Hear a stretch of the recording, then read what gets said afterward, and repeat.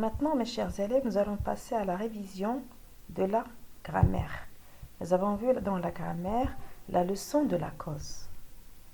Qu'est-ce que c'est que la cause? Alors, la cause, c'est l'origine d'un événement ou le motif d'une action. Pour dégager la cause, on pose la question « Pourquoi ?» Quand on a deux événements qui se suivent, il y a un qui est la cause et l'autre qui est le résultat ou bien la conséquence. Alors, quelles sont les expressions qu'on utilise pour exprimer la cause? Vous avez deviné? C'est bien. Il y a car. Il est hospitalisé car il a eu une infection. Alors, car ici, c'est l'expression de la cause. Mais où est la partie qui exprime la cause? C'est il a eu une infection. Le résultat, c'est quoi? Il est hospitalisé. On a une autre expression de cause qui est parce que ou bien puisque. Ton corps est protégé parce que tu manges sain et varié.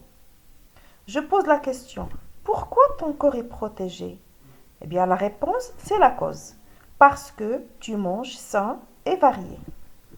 Une autre expression, comme. Mais attention, avec l'expression comme, on doit l'utiliser au début de la phrase. Comme est toujours en tête de phrase. Comme ma grand-mère souffre du rhumatisme, elle marche difficilement. Alors, si je veux poser la question, qu'est-ce que je vais dire? Pourquoi ma grand-mère marche difficilement?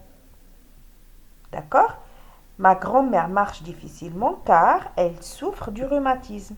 Puisque je vais exprimer la cause au début, je dois utiliser comme au début de la phrase. Et notre expression,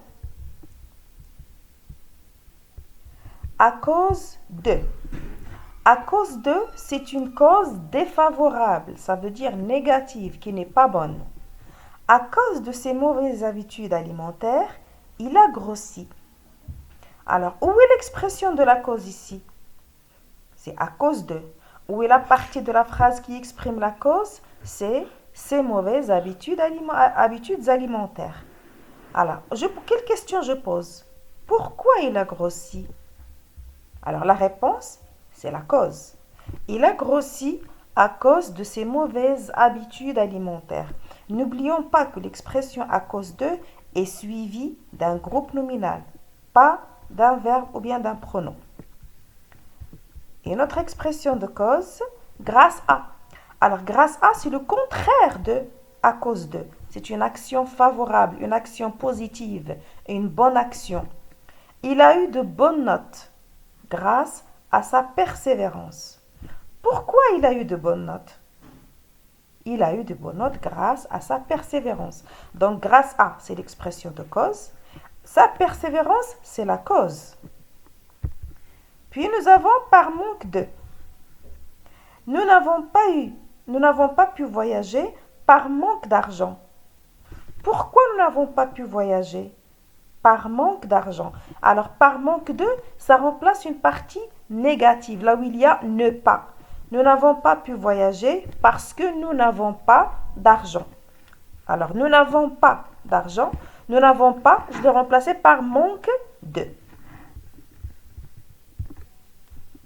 Après avoir jeté un coup d'œil sur la règle et après avoir vu les exemples, comment on peut utiliser la cause, je vous invite à faire cet exercice facile.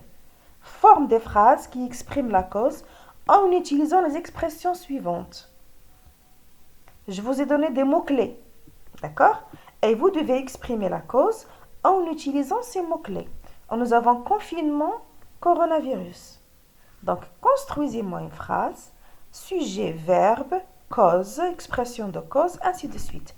Cette phrase-là doit contenir confinement et coronavirus. Deuxième phrase doit contenir le verbe éviter, bien sûr conjugué, ou bien à l'infinitif, à vous de voir. L'hygiène corporelle, transmission. Reliez-moi tous ces mots-là pour me former une phrase qui exprime la cause. Dernière phrase, manger, santé, fruits et légumes. Tous ces mots-là doivent être dans une seule phrase et vous devez exprimer la cause. Bonne chance.